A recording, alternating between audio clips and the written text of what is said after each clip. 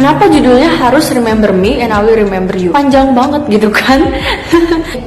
Jadi kan gue ditanyain sama penerbit kan, kamu mau judulnya apa, gini-gini, terus dikasih tuh listnya, judulnya ini, dan tiba-tiba gue ketemu dengan kalimat ini, Remember Me and I Will Remember You, dan ini mengingatkan gue pada surah Al-Baqarah, yaitu ayatnya gini, Fadhkuruni adzkurkum washkuruli wala takfurun. Mungkin kalian familiar dengan ayat tersebut karena memang ayat itu sangat-sangat famous. Artinya adalah, ingatlah aku, maka aku akan mengingatmu. Kata Allah, ingat aku, nanti aku akan ingat kamu gitu. Jadi kalau misalnya kita ingin diingat sama Allah, kita harus mengingat Allah gitu. Penjabarannya sangat luas. Apa yang dimaksud dengan remember Allah? Apa yang dimaksud dengan mengingat Allah?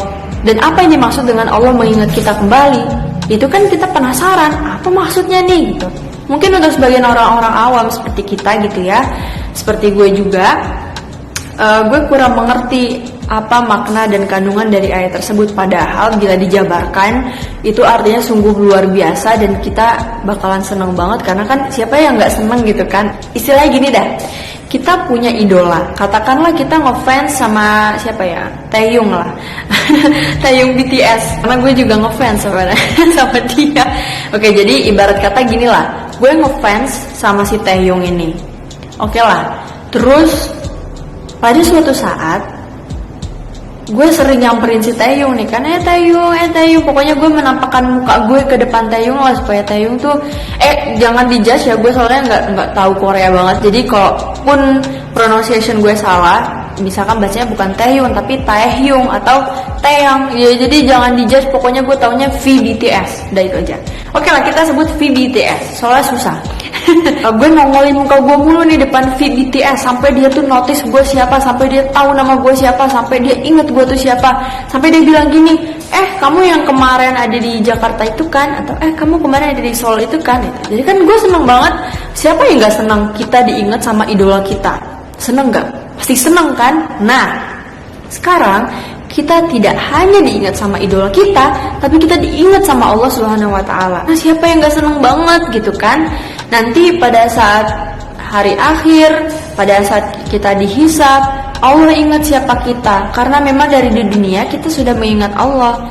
Oke, itu sedikit previewnya aja. Nah, kalian harus baca, pokoknya harus beli buku gue. Karena ini bukunya bagus banget.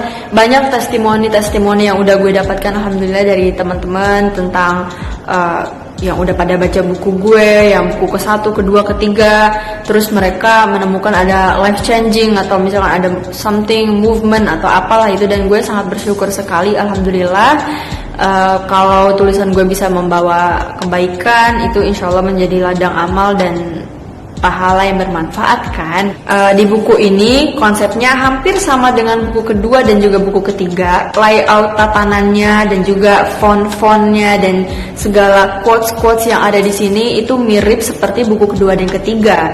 Cuman pembahasannya beda, walaupun serupa tapi beda. Di sini gue bercerita tentang kesabaran, tentang jangan bersedih. Jadi gini loh, inti core of the core yang ingin gue sampaikan ke kalian semua, inti dari semua yang gue tulis di dalam buku ini adalah, bila kita bersedih, jangan bersedih, remember Allah, ingat Allah. Bila kita punya masalah, jangan galau. Kenapa? Karena remember Allah, ingat Allah. Kalau misalkan ada yang belum nikah, jangan gundah. Kenapa? Remember Allah, ingat Allah gitu. Kalau misalkan ada yang mau mendaftar ke universitas tapi nggak punya uang, atau mau punya usaha tapi nggak punya modal, atau pengen berbuat ini berbuat itu tapi seakan-akan kayak kita tidak punya capability atau tidak punya tidak punya kemampuan untuk melakukan itu, jangan sedih, jangan galau, jangan gundah. Kenapa? Remember Allah, ingat Allah, bahwa dengan Allah apapun bisa teratasi, apapun bisa diatasi, apapun bisa dilakukan. Itu adalah core of the core dari dalam buku ini yang ingin gue sampaikan kepada kalian. Nah, tentu untuk mencapai pada tahapan itu, yakni tahapan dimana akhirnya Allah mungkin merasa kayak, oke, this is your time, oke, ini adalah saat yang tepat untuk kamu pergi, go, silakan pergi. Kan kita harus melalui proses. Apa prosesnya itu? Proses ibadah, proses ikhtiar, proses berusaha, proses meminta, proses berdoa. Itu harus kita lalui. Dan di sini, juga di sini, dan juga di sini, gue menceritakan tentang proses demi proses itu. Apalagi di sini, apalagi di buku Be the New You, ini adalah proses dimana kita bisa menjadi better version of ourselves. Jadi kita bisa menjadi versi lebih baik dari versi sebelumnya. Di sini juga gue membawa cerita kisah tentang bagaimana nabi-nabi menjadi versi terbaiknya lagi setelah mendekatkan diri kepada Allah. Jadi di sini banyak ada spirit yang gue tawarkan kepada teman-teman, spirit nabi yang bisa kita contoh dan lain-lain.